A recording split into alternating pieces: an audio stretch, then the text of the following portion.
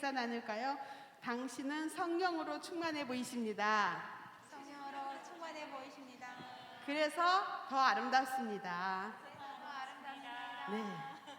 우리 오늘 다음 주 우리 어디 가는 거 말고 오늘 여기서 마지막 종강 예배인 것 같은데 우리 함께 하나님을 찬양할까요? 그동안 배웠던 찬양들 우리 함께 복습하는 의미에서 하나님을 높여드립시다. 박수!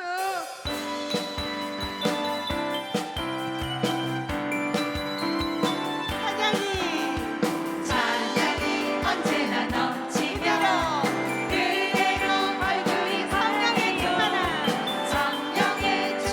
모습을 옆에 사람을 서로가 알려주세요. 할렐루야 할렐루야 서고 치면서 할렐루야 할렐루야 소리 외치며 할렐루야 할렐루야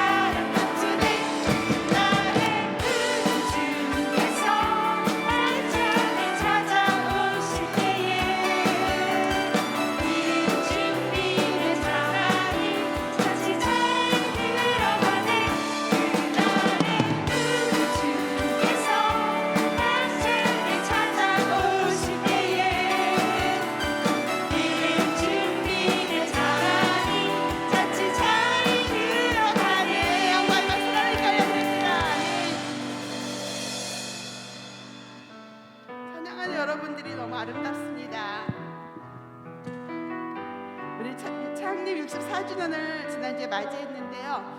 기도하는 마음으로 이런 교회 되기를 소원합니다. 찬양 고백하게 할게요.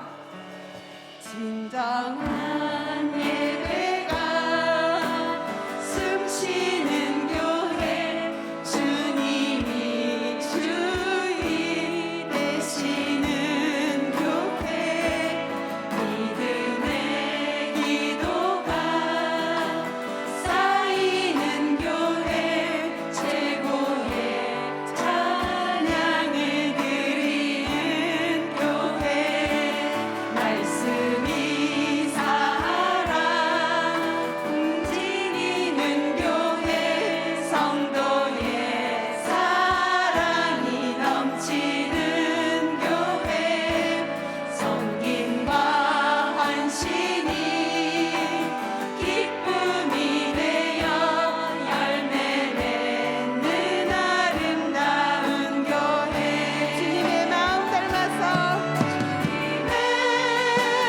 마음 닮아서 이웃을 사랑하는 교회, 주님의 영광을 위해서 빛 대신 주님 전하는 교회, 사랑의 불꽃이 활짝 피어나 날마다 사랑에 빠지는 교회, 주께서 사랑하는 우리 교회가 이런 교회 되게 하소서. 주님의 마음 닮아서 주님의 마음 닮아서 이웃을 사랑하는 교회, 주님의 영광을 위하여 주님의 영광을 위해서 빛 대신 주님 전하는 교회, 사랑의 불꽃이 활짝 피어나 날마다 사랑에 빠지는 교회, 주께서 사랑하는 동안교회가 이런 교회 되게 하소서. 주께서 사랑하는 동안교회가 주께서 사랑하는 동안교회가 이런 교회 되게 하소서. 주께서 사랑하는 우리 교회가 이런 교회 되게 하소서. 아멘. 그렇게 되기를 소망합니다. 아멘. 성령님, 오늘 이곳에 우리와 함께하여 주시옵소서. 오늘 이곳에 계신 성령님, 우리에게 말씀하시고 우리 가르치소서. 같이 우리 마음 열어주시고 주의 빛으로 밝혀 우리를 인도하소서. 오늘 이곳에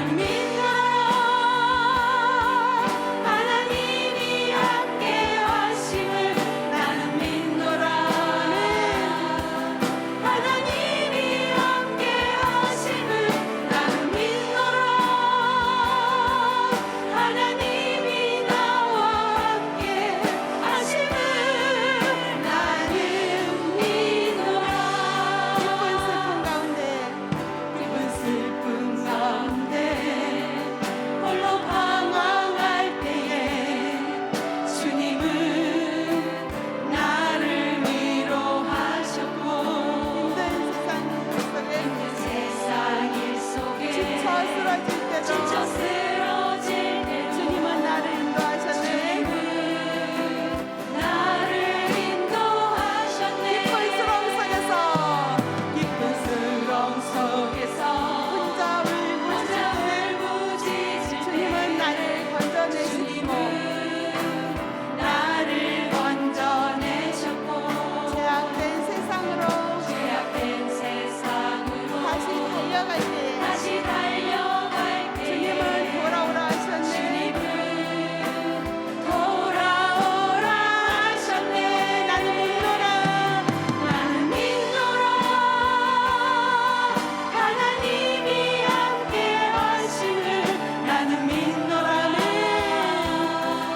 하나님이 함께 하심을 나는 믿노라. 하나님이 나와 함께 하심을 나는 믿노라. 같이 풍랑이라도 잔잔하게 하시니 주님은 나의 피난처시로 나의 피난처시요 촛불은 초장물가로 초장물가로 항상 인도하시니 항상 인도하시니 주님은 나의 안식처로다. 나의 안식처로다. 나는 믿노라. 나는 믿노라. 하나님이 살아계심을 하나님이 살아계심을 나는 믿노라. 하나님이 살아계심을 하나님이 살아계심을 나는 믿노라. 하나님이 살아 역사하심을 하나님이 살아 역사하심을 나는 나는 믿노라. 나는 믿노라. 하나님이 살아계심을 하나님이 살아계심을 나는 믿노라. 하나님이 살아계심을 나는 믿노라. 하나님이 살아 역사하심을 나는 믿노라. 나는 믿노라. 하나님이 살아계심을 나는 믿노라. 하나님이 살아계심을 나는 믿노라. 하나님이 살아 역사하심을 나는 우리 함께 기도할 때 하나님 들었습니다. 하나님 우리를 부르셨습니다. 하나님 우리의 부르심 앞에 하나님 우리가 영광되게 살아가게 하여 주시옵소서. 교회 공동체 안에서 주님의 부르심에 순종하는 우리가 되게 해달라고 함께 기도하며 나아갑시다. 하나님 아버지 감사합니다. 하나님 우리를 공동체로 불러주시고 교회 안에서 주의 부르심에 순종할 수 있도록 인도해 주셔서 감사합니다. 하나님 우리 안에 늘 거하시는 그 주님을 기대하며 나아갈 수 있도록 주님 인도하여 주시옵소서.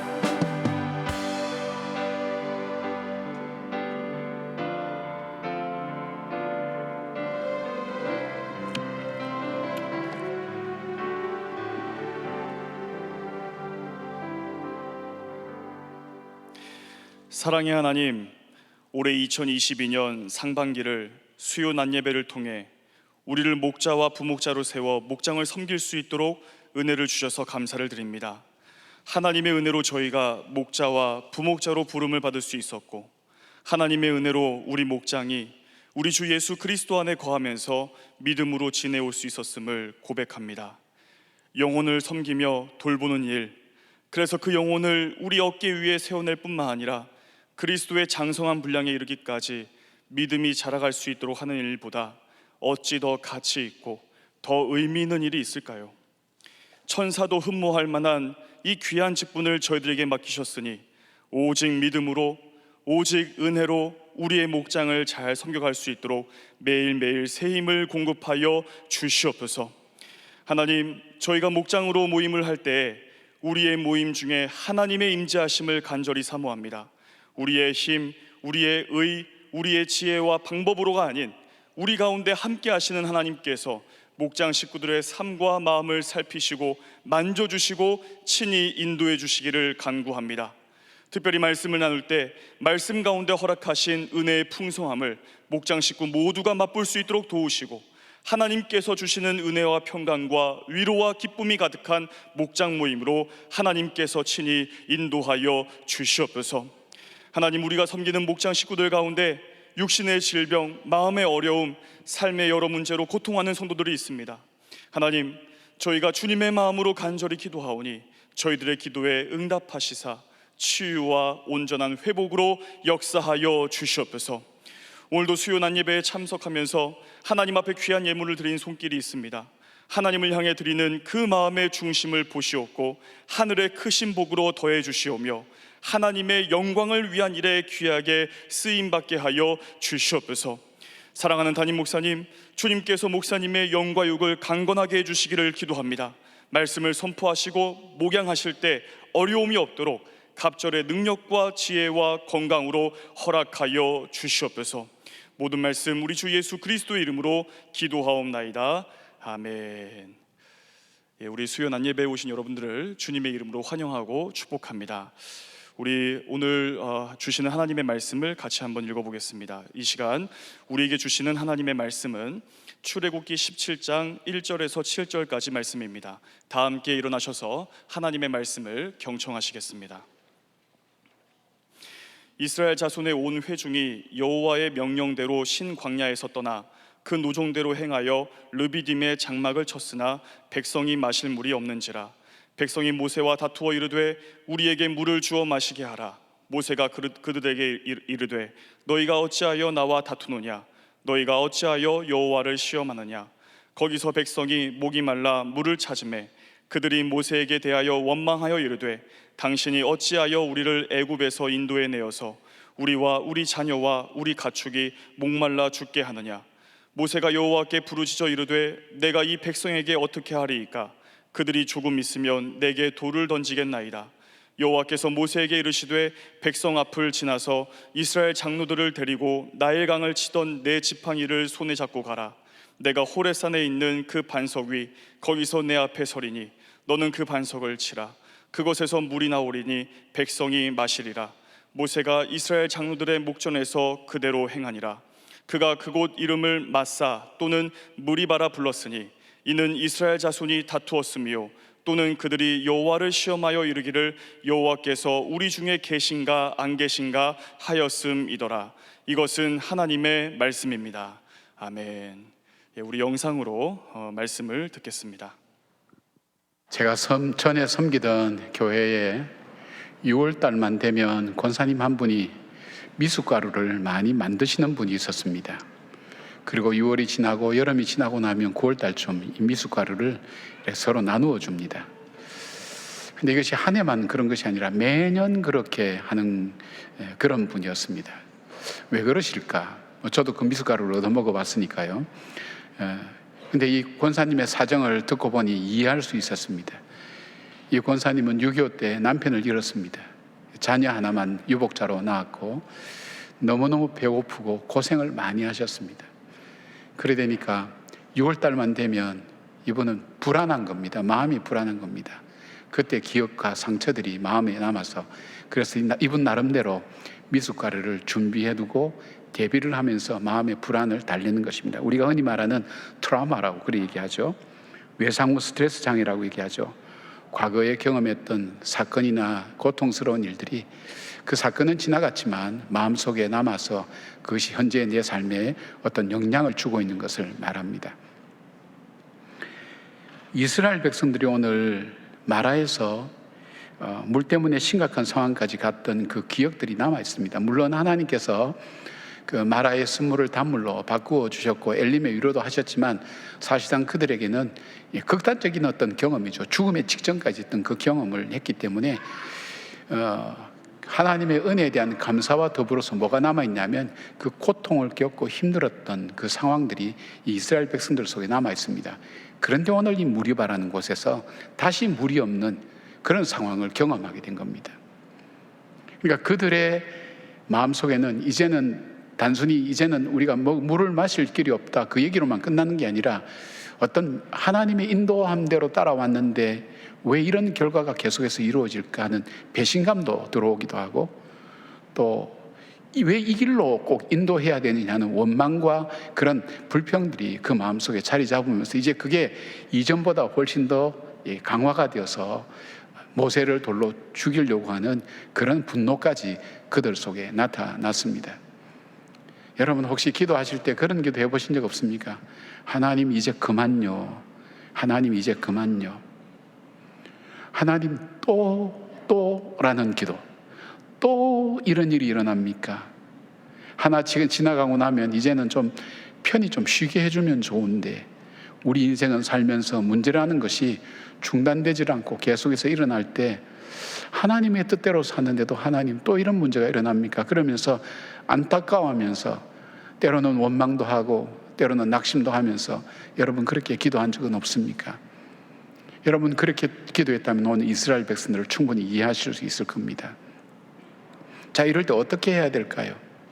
하나님 이제 그만, 하나님 이제 그만, 그렇게 얘기하고 싶을 때가 많습니다. 이제 그만 배를 울리셔도 될 것 같아요.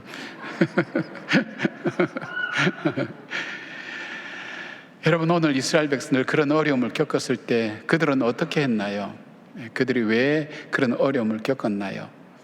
우리가 여기에서 하나님의 뜻을 우리가 살펴보면서 그런 기도 중에 계신 여러분들, 또 그런 안타까움 속에 있는 여러분들이 하나님의 지혜를 우리가 함께 나누고 믿음으로 잘 극복해서 반드시 주님의 뜻을 이루어가는 그런 우리 성도님들 되기를 바랍니다.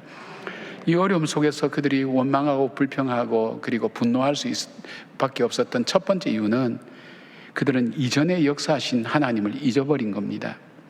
13절 말씀입니다. 거기서 백성이 목이 말라 물을 찾으매 그들이 모세에게 대하여 원망하여 이르되 당신이 어찌하여 우리를 애굽에서 인도에 내어서 우리와 우리 자녀와 우리 가축이 목말라 죽게 하느냐. 이들이 지금 이야기하는 패턴이 이전에 양식이 없을 때 그때 불평하던 거하고 똑같습니다. 그러니까 또 반복된다는 거예요. 이렇게 반복되니까 견딜 수가 없다는 거예요. 지금 이스라엘 백성은 지금 물을 먹지 못해서 목이 마를 뿐 아니라 물을 구할 수가 없어서 원망하고 분노하고 있습니다. 그들이 분노하고 원망하는 것은 모세를 향한 것이지만 사실은 하나님을 겨냥한 것이죠. 하나님의 명령 따라 인도함을 따라 왔는데 왜 이런 지경까지 올 수밖에 없었는가? 왜 우리를 인도한다면 왜 이런 대로 꼭 인도를 해야 되는가? 그렇게 이야기할 수밖에 없죠. 그들은 10가지 재앙을 통해서 하나님이 전지전능하신 분인 것을 그들은 체험을 했습니다. 홍해의 절박한 그 상황 속에서도 하나님께서 마른 바다를 갈라서 마른 땅을 만들어서 길을 건너게 하는 기적도 체험했습니다. 마라의 순물이 단물로 바뀌는 것도 경험하고 신광야에서 시작된 하늘에서 내리는 만나를 그들은 경험했습니다. 아마 오늘 새벽도 먹고 나왔을걸요. 건널 수 없는 홍해를 건너고 마실 수 없는 환경에서 물을 마시고 먹을 것을 구할 수 없는 곳에서 만나와 메추라기를 경험하고도 당장 눈앞에 나타난 어려움과 고통만을 그들은 바라보고 원망할 수밖에 없다는 것입니다. 하나님이 행하신 일로 인해서 자신들이 누릴 수 없었고 올 수 없었던 길, 할 수 없었던 일들을 하고 오늘 여기까지 왔음에도 불구하고 눈앞의 문제 앞에 그와 함께 동행하시고 도우셨던 그 하나님을 그들은 잊어버린 겁니다. 사람이 어려운 문제를 만나면 두려움이라는 게 오죠. 불안이라는 게 오죠. 그러면 마음이 얼어붙게 돼 있죠. 얼어붙으면 어떤 현상이 나타난다 그랬습니까? 과거에 도우셨던 하나님에 대한 기억이 사라지고 문제가 나의 삶 전체를 덮어버립니다. 그리고 내 안에 있는 내가 할 수 있는 것이 많음에도 불구하고 나에게 가능성이 많음에도 불구하고 그것조차도 얼어붙어서 아무것도 하지 못하고 그냥 그들이 원망하고 불평하는 것밖에 할 수 없는 것이 우리 인간의 모습입니다. 그렇다면 오늘 이 어려움 앞에 이 어려움만 바라보는 것이 아니라 지난날 건너지 못할 곳, 먹을 수 없었던 곳, 마실 수 없었던 그 상황 속에서 인도하여 주신 지난날의 그 하나님을 우리가 다시 생각해 볼 수 있다면 그 하나님의 은혜를, 하나님의 능력을, 하나님의 도우심을 우리가 다시 회복할 수 있다면 길이 열리지 않을까요?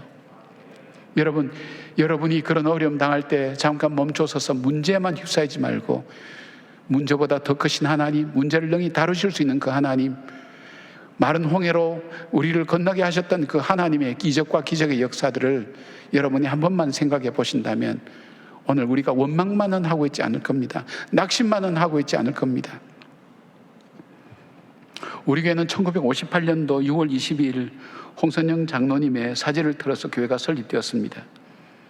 장로님은 이북에서 공산군에게 있어서 징집당했지만 그가 탈출해서 국군에게 포로가 되어서 거제도 포로수용소에서 거기서 생활하셨습니다.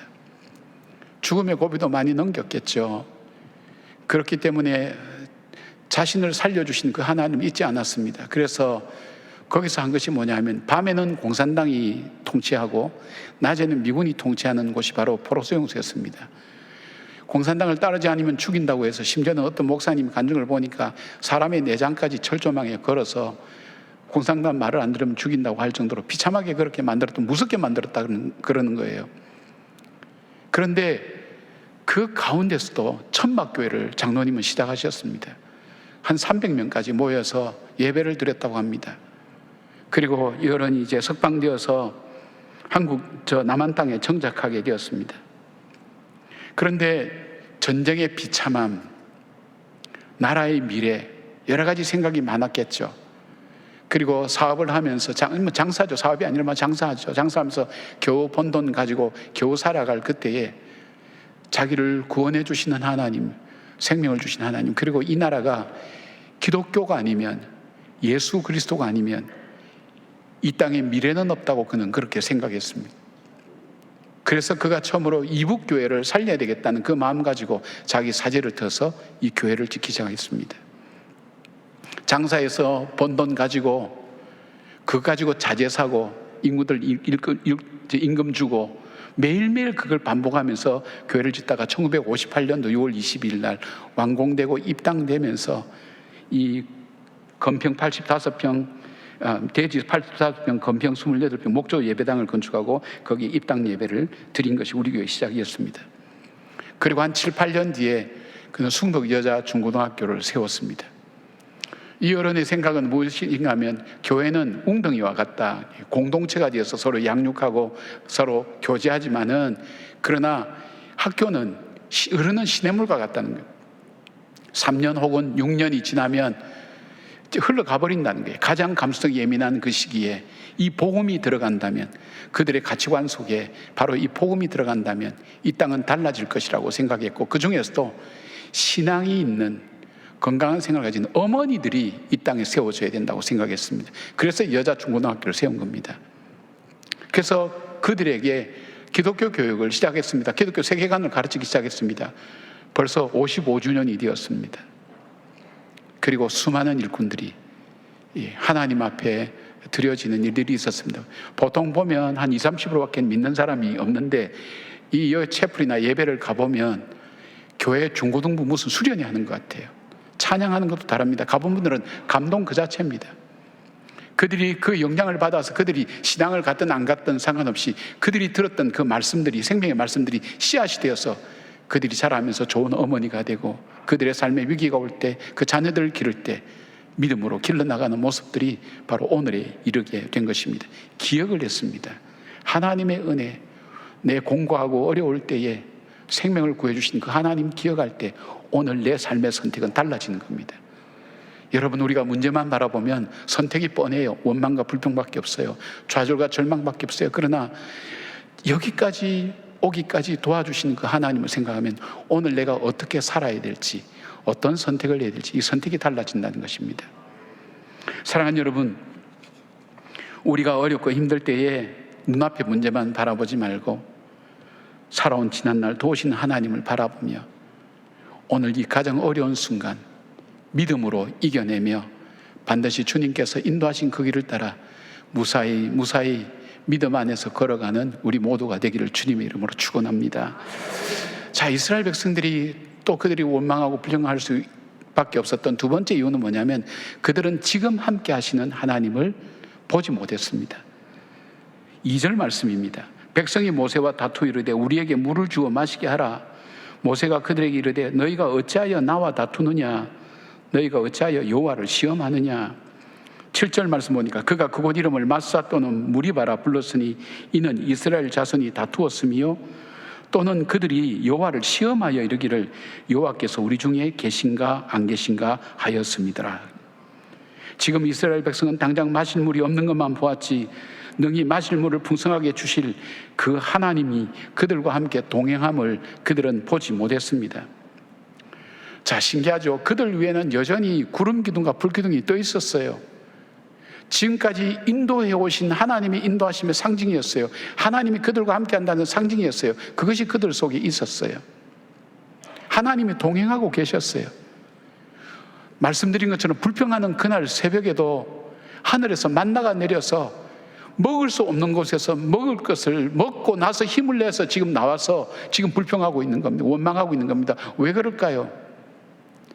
함께 하시는 그 하나님을 그들이 보지 못했기 때문입니다. 무엇만 봤죠? 문제만 봤기 때문입니다.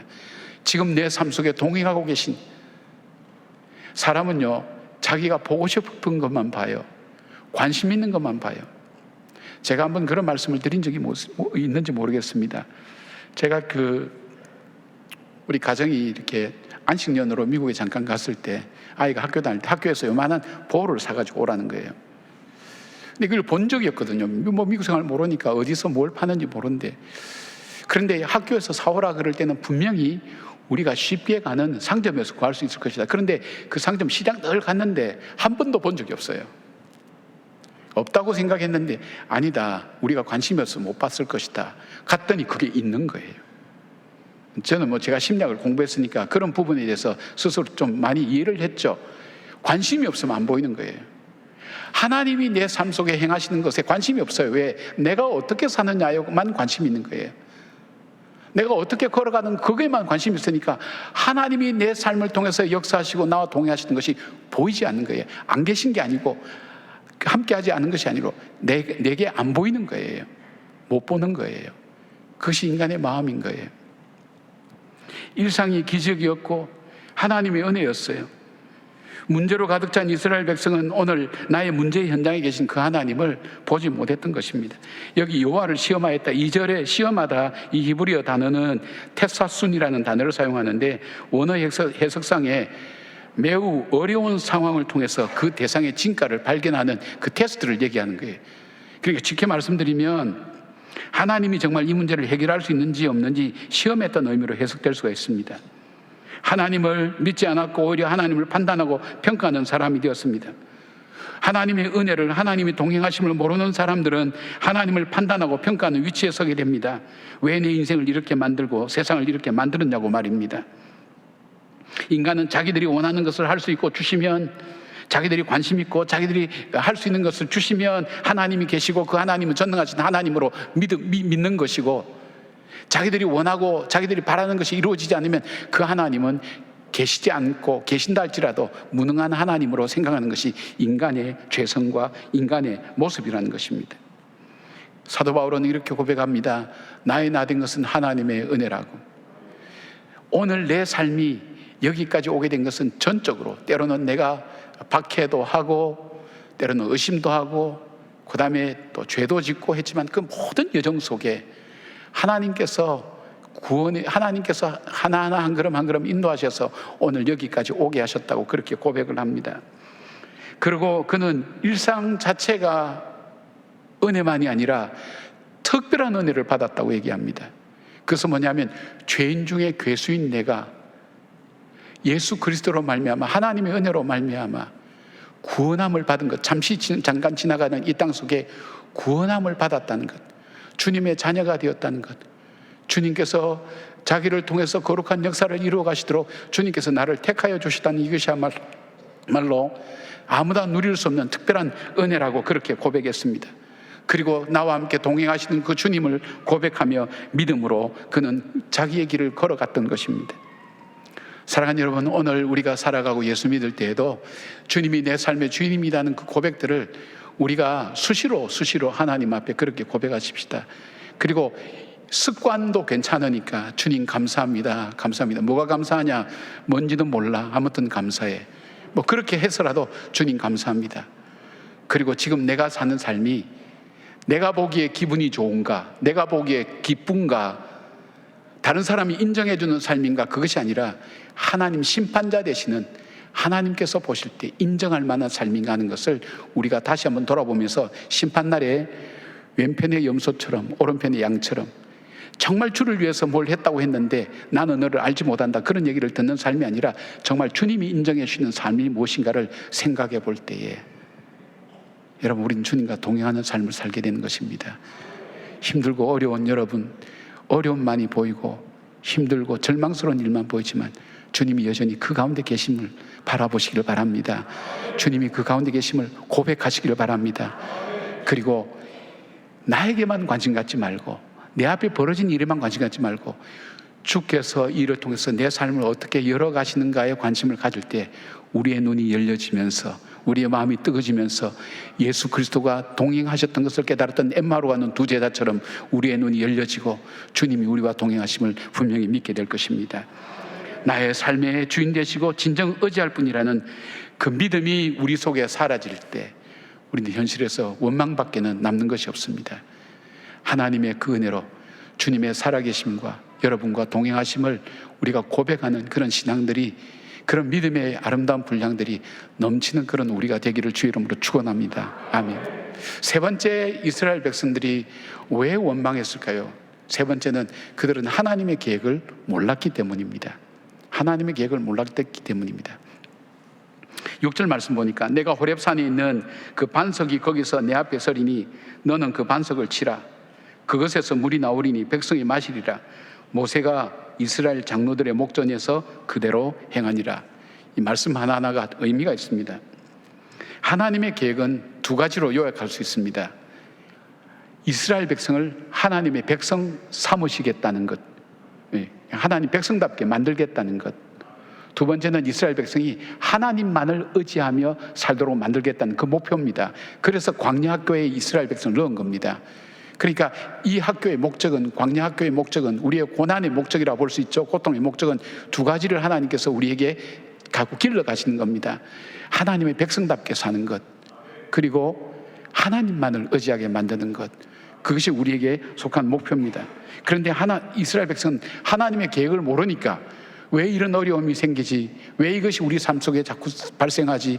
왜 이런 결핍이 있지? 부족함이 있지? 이렇게 얘기하는 것입니다. 하나님의 계획은 뭘까요? 자, 첫 번째 하나님 계획은 어떻게 이스라엘 백성들에게 나타내시는가 하면, 첫째는 모세로 하여금 기도하게 하십니다. 모세로 하여금 기도하게 하시는 이유가 있습니다. 여러분, 모세가 답답하고 자기 혼자기 때문에 하나님께 부르신다고 되지만 이스라엘 백성은 이 문제 앞에 그들이 보여준 반응은 원망과 불평이었습니다. 분노였습니다. 근데 원망하고 불평하고 그 분노하는 그 백성과 대조적으로 하나님께서 모세로 하여금 하나님을 향해서 기도하게 하는 것을 이스라엘 백성들이 보게 하셨습니다.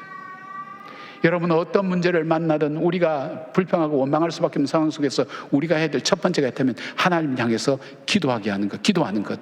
그것이 첫 번째 하나님의 계획을 알아가는, 알 수 있는 굉장히 중요한 시작이 된다는 것입니다. 두 번째는 모세로 하여금 기도하게 하시고 하나님의 음성을 들려주시고 그의 갈 길을 기도 속에서 알려주셨습니다. 이스라엘 백성들이 아마 그거 다 보았을 겁니다. 두 번째 하나님께서 모세에게 주신 것은 말씀을 믿고 나가게 하는 것입니다. 이것이 무엇입니까? 하나님께서는 돌을 가지고 모세를 죽이려고 하는 적개심과 경멸로 찬 그 백성 앞을 정면으로 지나가라는 것입니다. 여러분, 이거 굉장히 위험한 일 아니겠어요? 사람의 군중심리에서 움직이는데 누가 한 명이라도 조그만 돌멩이라도 던지면 던지면 그냥 모세는 그 자리 죽는 거예요. 두려울 거예요. 모세의 기도 속에는 다급함이 보입니다. 저희들이 돌멩이로 나를 고치려고 합니다 할 때 다급함이 보입니다. 그런데 정면으로 뚫고 지나가라는 거예요.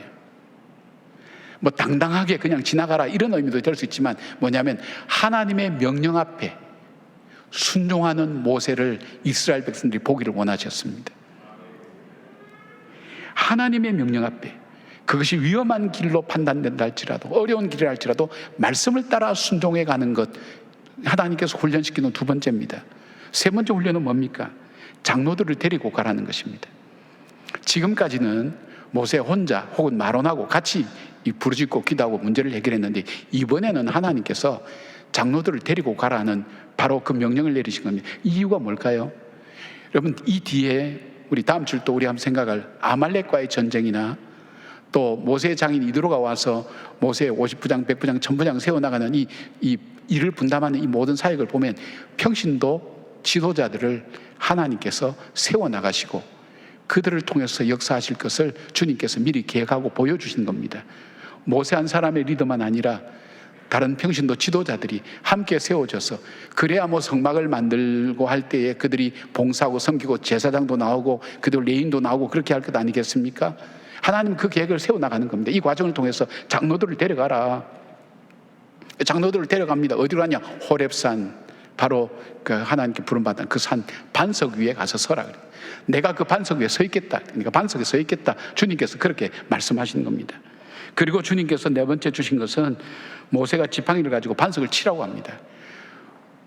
장로들이 다 봤다 그랬어요. 다 봤다 그랬어요. 반석을 치라 그랬는데, 여러분, 하나님께서 모세에게 그 지팡이를 들어서 나를 쳐라는데, 이 지팡이가 무슨 지팡이일까요? 여기 말씀하고 있는 지팡이가 날강의 물이 피로 바뀌게 만들었던 저주의 지팡이였습니다. 요단 뭡니까? 홍해가 다시 갈라졌다가 합쳐지는 심판의 지팡이였습니다. 10가지 재앙을 통해서 하나님 베푸셨던, 그러니까 저주와 심판의 지팡이로 반석을 치라 그랬는데, 그거는 나를 치라는 겁니다. 고린도전서 10장 4절에 사도 바울은 이 반석을 예수 그리스도라 그랬어요. 하나님이 하나님 자신을 치라는 거예요. 모세 보고. 왜요? 이들의 불신, 원망, 불평, 이것으로는 전혀 이들을 구원할 가치도 없고 주님의 심판에 이를 수밖에 없는데, 그 심판과 그 저주를 하나님 스스로 자신이 받겠다는 거예요. 이게 뭡니까 여러분? 바로 예수님의 십자가 아닙니까? 예수님 십자가에서 찢어지고 부서지고 깨어지고, 그럴 때 그 속에서 생수가 터져서 그 물을 백성들이 마시면서 살지 않았습니까? 그래서 우리는 이걸 보혈이라고 얘기합니다. 보배로운 피라고 얘기합니다. 그 보혈의 피로 우리가 구속함을 받았습니다. 우리가 어떻게 하나님 보좌 앞에 나갈 수 있겠습니까? 그 보혈의 피로 깨끗함을 씻음 받은 새롭게 된 우리 생명이 하나님 보좌 앞에 담대히 나갈 수 있게 되는 것 아닙니까? 그 예수 그리스도의 보혈의 피로 죄 씻음 받고 용서함 받고 하나님 자신이 스스로 모든 죄의 저주와 불신앙의 저주를 대신 짊어지고, 누구든지 그 물을 마신 자마다 생명의 샘이, 물이, 생명이 그들 속에 넘치도록 하나님께서 그렇게 계획하고 계신 것을 보게 됩니다. 즉 인류를 구원하기 위한 하나님의 놀라운 미래의 계획까지도 하나님은 세우고 계신 겁니다. 이사야는 이 사실을 이렇게 얘기합니다. 그가 찔림은 우리의 허물 때문이요 그가 상함은 우리의 죄악 때문이라. 그가 징계를 받음으로 우리는 평화를 누리고 그가 채찍에 맞음으로 우리는 나음을 받았도다. 아멘. 십자가에서 반석이 깨어지는, 예수 그리스도가 깨어지는, 찔리고 그리고 상하고 그리고 고통당하는 그 모든 일들이 바로 우리를 구원하고, 그러니까 그래서 십자가는 하나님의 심판과 저주와 동시에 하나님의 사랑과 구원이 동시에 나타나는 것이 이 십자가입니다.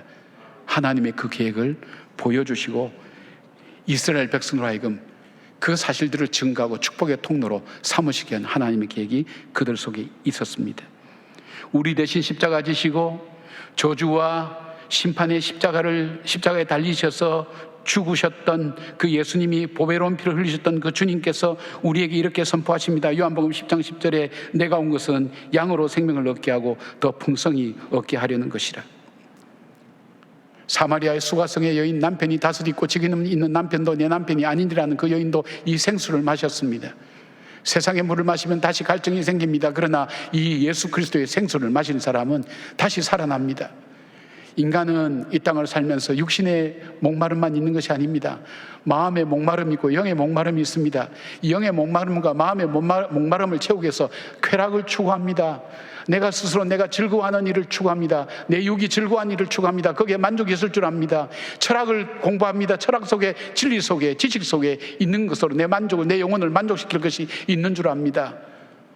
내가 소유 속에 내 만족이 있고 우선 내가 잘 먹고 편안하게 사는 여기에 인생에 참 가치가 있고 의미가 있다고 생각합니다. 그러나 채워지지 않습니다.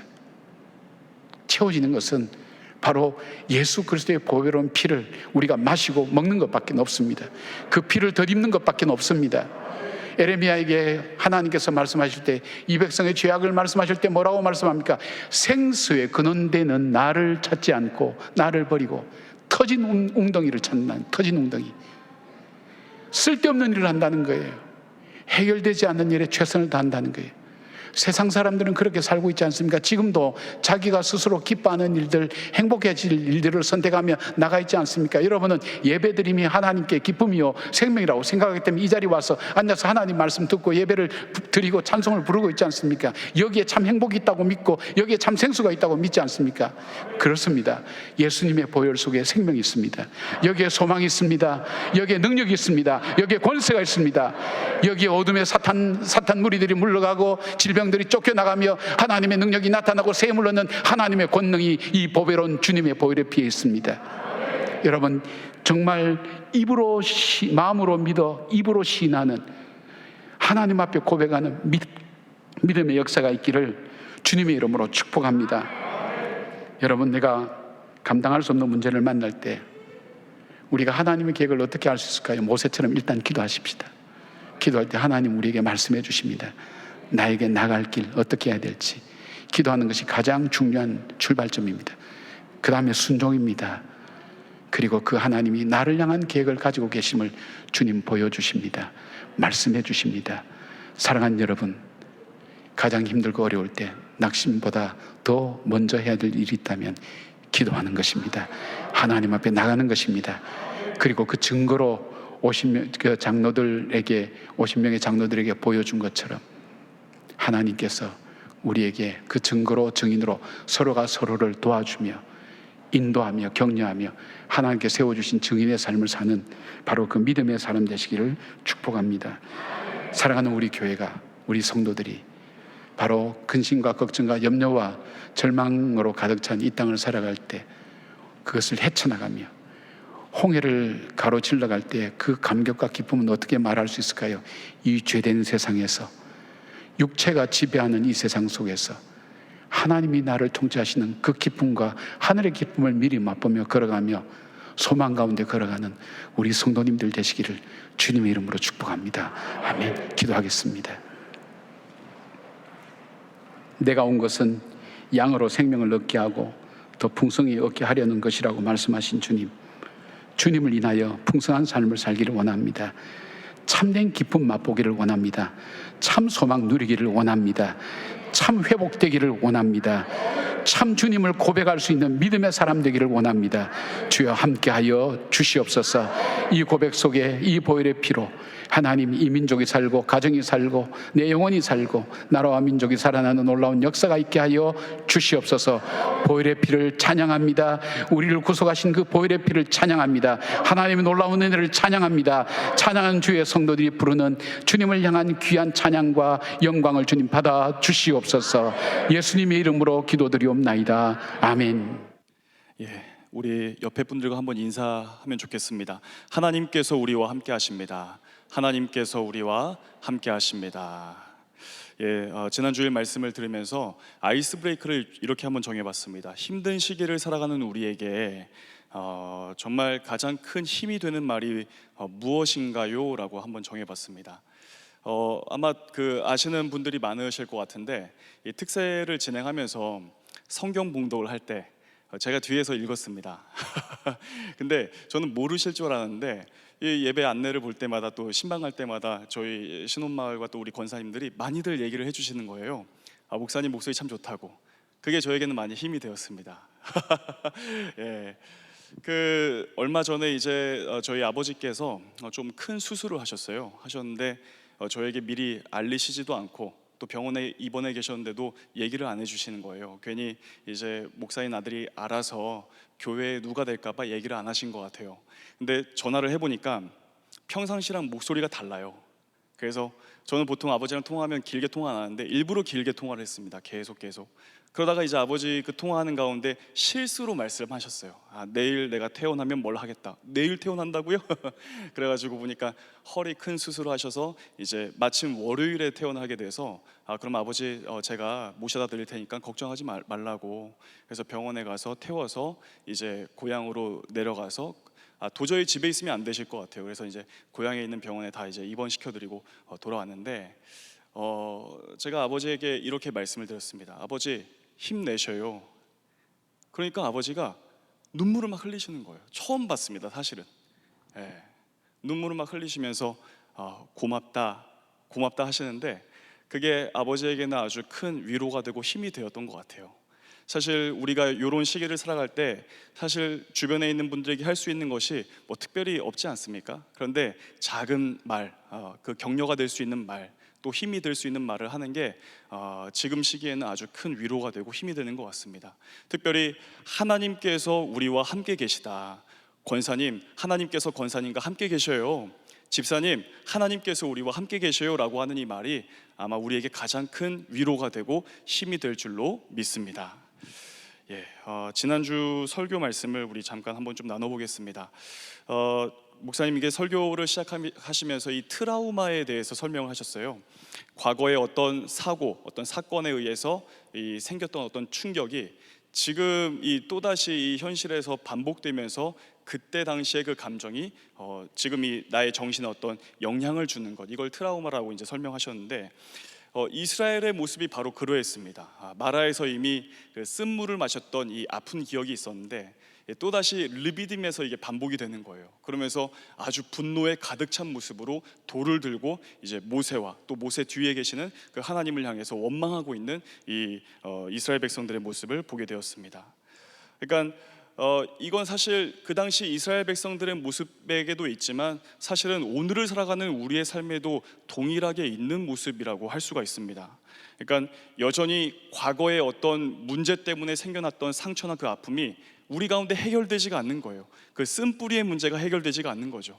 그래서 그게 우리의 현실에서 불쑥불쑥 올라와서 아주 분노하게 만들고 또 우리를 절망하게 만드는 그런 일이 있는데, 왜 그런 일들이 신앙적인 방법으로 해결되지 않고 우리 가운데 남아 있는지 우리 말씀을 통해서 한번 살펴보시면 좋겠습니다. 자, 첫 번째는 이전에 역사하신 하나님을 잊었기 때문이다라고 그렇게 이제 말씀을 합니다. 이스라엘 백성은 이 물을 먹지 못해서 목이 마를 뿐 아니라 물을 구할 수 없어서 원망하고 있었습니다. 그러니까 당장 눈앞에 보이는 그 문제 때문에 이 그 모세와 그리고 모세 뒤에 계시는 그 하나님을 향해서 굉장히 원망하고 있었다라고 이제 볼 수가 있죠. 사실 이스라엘은 아까 조금 전에 목사님 설교 중에 말씀하셨지만 그 불기둥과 구름 기둥이 늘 이스라엘 백성 진영 가운데 보호하고 있었어요.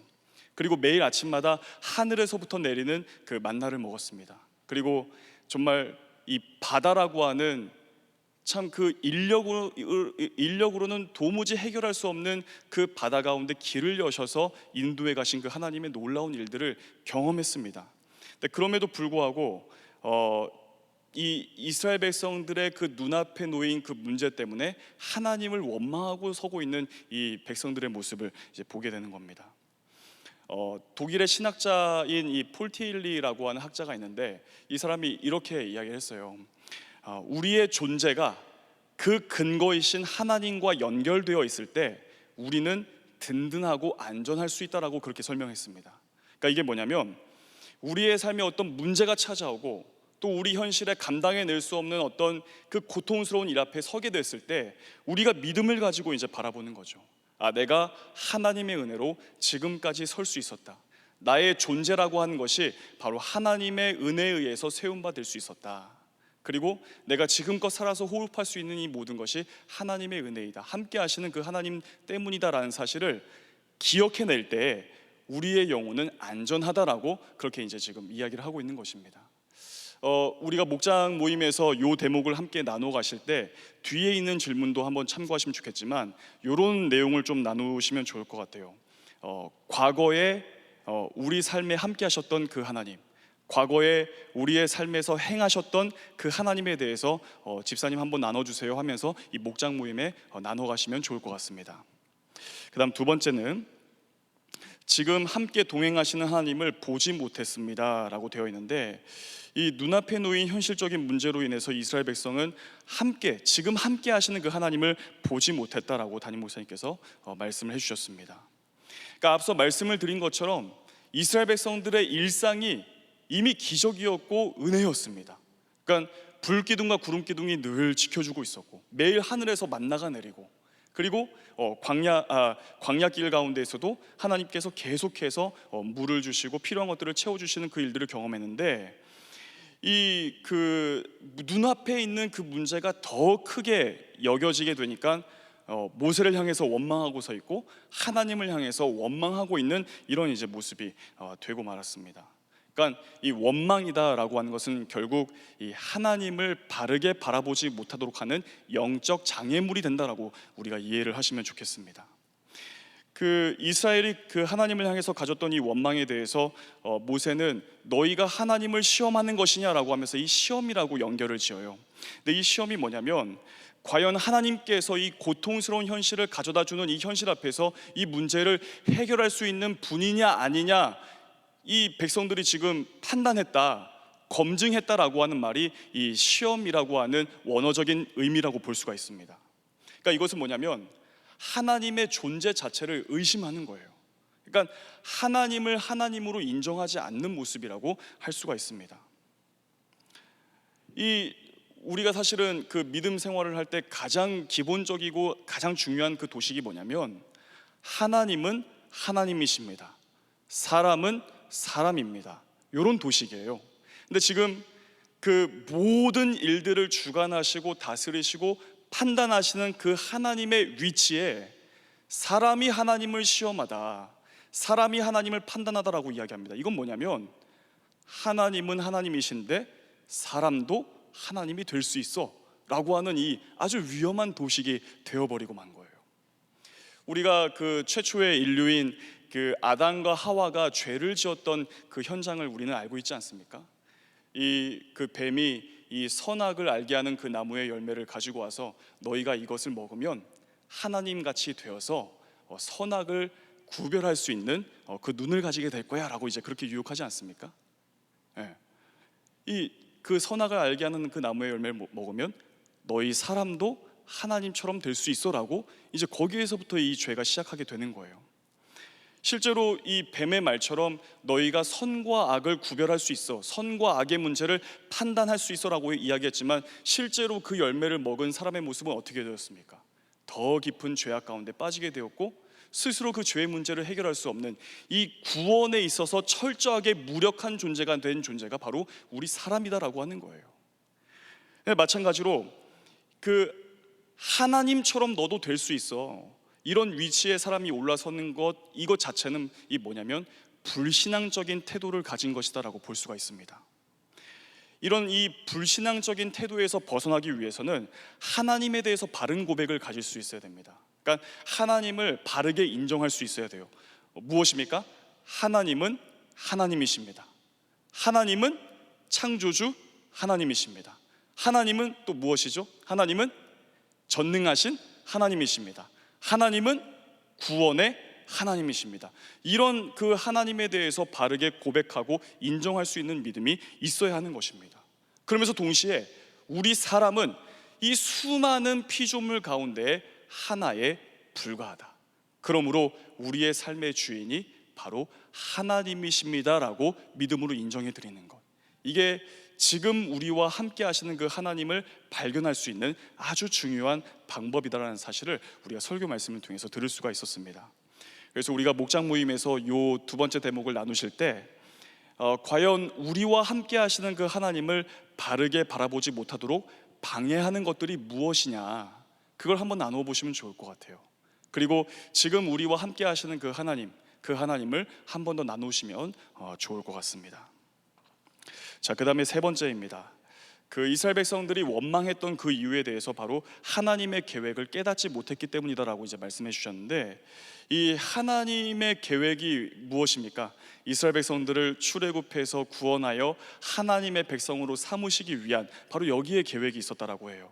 그래서 이 하나님의 백성으로 삼으시는 그 과정을 네 가지로 말씀을 해주셨는데, 첫 번째는 모세에게 기도하게 하셨습니다. 그러니까 그 기도를 통해서 하나님이 문제를 해결하시고 이스라엘 백성들의 길을 열어가시는 분이 바로 하나님이시라는 사실을 인정하도록 하기 위해서 기도하게 하셨고, 그 다음에 이 돌을 들고 서 있는 그 분노로 가득 찬 이스라엘 백성들 앞에 정면으로 지나가라, 다시 말하면 말씀에 믿음으로 순종하는 것을 훈련시키셨다. 그 다음 세 번째는 장로들을 데리고 와서 하나님께서 일하시는 것을 직접 체험할 수 있도록 해라. 그 다음 마지막 네 번째는 이 모세가 들고 있던 그 지팡이로 반석을 쳐서 거기에서 샘물이 나게 해라. 이제 이런 그 과정들을 말씀해 주셨습니다.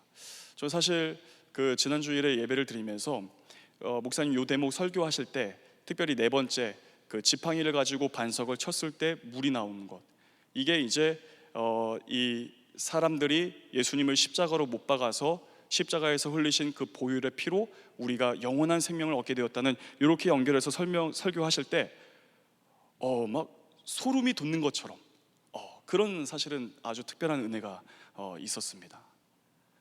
그러니까 우리가 이 우주의 먼지보다도 작은 그런 존재가 아닙니까? 근데 이런 작은 존재가 온 세상을 지으신 그 창조주 하나님 앞에 죄를 범했다라고 하는 거예요. 근데 이런 우리를 구원하시기 위해 하나님이 어떻게 되셨습니까? 우리와 같은 존재가 되셨다라고 하는 거예요. 근데 그 하나님이 십자가에서 죽으심으로 지팡이를 가지고 반석을 쳤는데 그 자리에서 생수가 터져 나와서 온 이스라엘이 물을 마시게 되었던 것처럼 십자가에서 흘리신 그 피로 우리 모두가 영원한 생명을 얻어서 하나님의 영원한 백성이 되었다라고 하는 그 사실을 지금 여기에서 이제 말씀해 주고 있었습니다. 그러니까 이것은 무슨 말이냐면, 여전히 완악해서 이 하나님을 원망하고 있는 이스라엘 백성들에게 하나님은 또다시 은혜를 베푸시는 하나님이시다라고 하는 사실을 이야기하는 것입니다. 그러면서 우리 인생의 모든 문제 해결이 바로 우리에게 있지 않고 반석으로 쳐서 그 맞은, 십자가에 달려서 죽임당하시면서 피를 흘리신 바로 그 주님께 우리 인생의 문제 해결이 있다라고 하는 사실을 여기에서 발견할 수 있는 것입니다. 그래서 우리는 복음을 이렇게 정의할 수 있을 것 같아요. 복음은 우리 인생의 모든 문제, 즉 이 영원한 죽음을 향해서 달려가듯 살아가고 있는 그런 우리 인생의 모든 문제를 해결하신 예수 그리스도의 십자가 승리라고 복음을 정의할 수 있을 것 같습니다. 그래서 우리가 목장에서 함께 요 말씀을 나누실 때 우리가 어떻게 예수님을 믿게 되었는지, 어떻게 복음의 말씀을 듣게 되었고 그 말씀으로 어떻게 변화가 되어서 예수님을 믿게 되었는지, 혹은 우리 목장 식구 가운데 그 모태신앙이신 분들이 있지 않겠습니까? 그러면 집사님이 언제 하나님을 인격적으로 만났는지, 그 만남 이전과 이후의 삶이 어떻게 달라졌는지 한번 풍성하게 이 모임을 나눠 가시면 좋을 것 같습니다. 제가 사실 요거 준비하면서 그 목장 나눔지 질문을 너무 막 그 글씨도 잘 안 보이게 이렇게 만들었는데 어렵게 나누어 가실 필요가 없습니다. 과거에 하나님께서 행하신 그 일들을 나누어 가시고, 또 지금 우리가 하나님을 바라보는 데 방해가 되는 것은 무엇인지, 그리고 동행하시는 그 하나님의 은혜가 무엇인지를 나누어 가시고, 그리고 우리가 예수님을 어떻게 믿게 되었는지, 예수님 믿기 전과 믿은 그 이후의 삶이 어떻게 달라지게 되었는지, 이걸 질문하시면 아마 목장 식구들이 그 마음속에 있었던 이야기를 끄집어내게 되면서 아주 풍성하게 모임이 이끌어지게 될 것입니다. 이런 풍성한 모임을 잘 감당할 수 있는 우리 목자 부목자들 다 되시기를 주님의 이름으로 축복합니다. 아멘. 우리 한 목사님 나오셔서 교회 소식 전해주시겠습니다.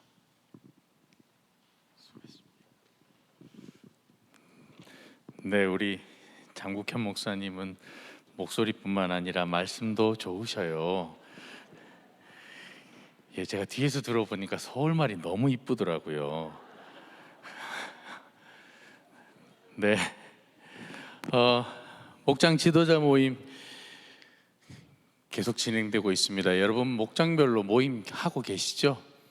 네, 이제 조금씩 더 많이들 하시는 것 같아요. 저희 마을도 보니까 이제 신방 대신방 하고 난 다음부터 이제 목장 식구들이 이제 좀 같이 모여서 이제 예배도 드리고 하는 것 같습니다. 우리 목장 모임 할 때마다 이달의 말씀 암송하는 거 아시죠? 이번 달 말씀이 어디 말씀인지 아시는 분? 네, 고린도전서 1장 18절 말씀입니다. 우리 함께 읽도록 하겠습니다. 시작. 십자가의 도가 멸망하는 자들에게는 미련한 것이요 구원을 받는 우리에게는 하나님의 능력이라. 아멘. 6월 큐티 특별 새벽 기도회 너무 좋죠? 그쵸? 한 달 더 해도 될 것 같은. 저는 뭐 너무 좋습니다. 우리 교역자들 얼마나 간증이 은혜가 되는지. 오늘도 너무 좋더라고요. 매일매일 은혜 받고 있습니다. 이제 며칠 안 남았습니다. 그죠? 목, 금, 토, 사흘 남았습니다. 마지막 남은 사흘 동안 또 우리 최선을 다해서 참석하시고 함께 기도하시고 은혜되는 복된 시간 되었으면 좋겠습니다. 특별 새벽기도의 개근 선물 드립니다. 돌아오는 토요일부터, 이제 토요일이 돼야 개근이 결정이 되잖아요, 그죠? 예, 토요일부터 개근 선물 나눠드릴 테니까요. 올라오시면서 선물을 받지 마시고 새벽기도 다 끝나고 난 다음에 기도하시고 나가실 때 선물을 수령하시면 될 것 같습니다. 그레이스 타임은 아마 할 것 같아요. 얼마나 할지는 아마 담임 목사님께서 말씀해 주실 것 같습니다. 보통 평균적으로 한 주에 하루 정도, 그죠? 그럼 그렇게 아마 진행이 될 것 같습니다. 돌아오는 주일날 안수집사 권사 피택 그 항전직 분자 선거 있습니다. 오전 8시부터 5시까지 진행됩니다. 5시까지 진행된다라는 것 꼭 기억하시고 2층 로데몰에서 선거에 참여해 주시면 감사를 드리겠습니다. 오늘 요 예배, 오늘 이 모임 후에 12시에 낮 12시에 6.25 기념 예배가 있습니다. 다들 참석해 주시면 감사를 드리겠습니다. 다음 주 요 시간에는 이 모임이 없습니다. 꼭 이 모임이 없는데 오시는 분이 꼭 2분 계세요. 누군지는 모르겠습니다. 이 둘이가 누구냐고 저한테 물어보는 분들이 간혹 계시더라고요. 물어보는 그분하고 저하고 둘입니다. 다음 주는 오전 9시에 필그림 하우스로 출발하게 됩니다. 혹시 비가 올까 싶어가지고 저희가 우위를 다 준비해 놨습니다. 걱정하지 마시고 오시면 됩니다. 다 준비해 놓았으니까요. 여러분 꼭 오셔서 다음 주에 9시에 출발합니다. 그래서 오늘이 어쩌면 마지막 모임이 되고 다음 주가 이제 종강이 되겠죠. 그래서 7월 첫 주에는 목장, 예전에는 우리가 목장 종강 예배라고 그랬는데 이제는 목자 헌신 예배로 드리게 됩니다. 그래서 7월 3일 주일 저녁 예배 때 목자 헌신 예배 드리도록 하겠습니다. 7월부터 매월 첫째 주일에는 저희가 헌금을 직접 했었습니다. 기억나시죠? 그래서 7월부터 직접 헌금을 합니다. 우리 많이들 첫 주만큼은 헌금위원이 좀 많이 있으셔야 됩니다. 여러분 이미 다 연락 받으셨죠? 꼭 기억해 주시면 감사를 드리겠습니다. 돌아오는 주일에는 57기 중보기도학교 수료 예배가 있습니다.